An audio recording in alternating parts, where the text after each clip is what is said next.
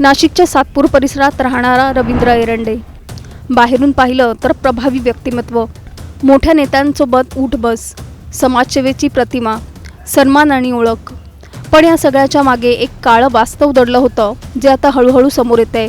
Police तपासात उघड झालं की एरंडे महिलांना विविध आमिष दाखवून आपल्या जाळ्यात ओढत होता. नोकरीचं आश्वासन, वैयक्तिक अडचणी सोडवण्याचे बहाणे आणि मग हळूहळू त्यांच्यावर मानसिक दबाव टाकून त्यांचं शोषण केलं जात होतं. पोलिसांनी त्याच्या कार्यालयावर छापा टाकला आणि जे सापडलं ते धक्कादायक होतं. सापाची कात, पक्ष्यांचे अवयव, कवड्या या वस्तू पाहून आता भोंदूगिरीचा अँगलही पुढे आलाय. या वस्तूंचा वापर महिलांना घाबरवण्यासाठी केला जात होता का? त्यांना वश करण्यासाठी एखादा बनावट वातावरण तयार केलं जात होतं का? या सगळ्याचा तपास सुरू आहे.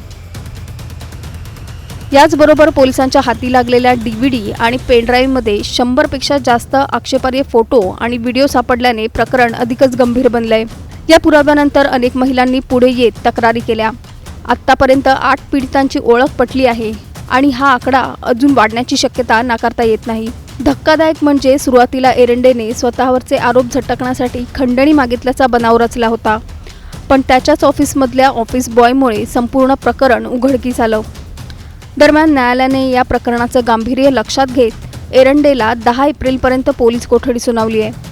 पोलीस आता त्याच्या आर्थिक व्यवहारांची सुद्धा तपास करत आहेत. त्याच्या संपर्कात अजून कोण कोण होतं, त्याचं जाळं किती मोठं आहे, या सगळ्या प्रश्नांची उत्तरं शोधण्याचा प्रयत्न सुरू आहे. या सगळ्या घडामोडींमध्ये रवींद्र एरंडे एकटाच होता का, की यामागे मोठं जाळं आहे? या वस्तूंचा वापर करून महिलांना कसं फसवलं जात होतं? आणखी किती महिला पुढे येणार आहेत? अशा भोंदूगिरीवर कायमचा आळा कसा बसणार?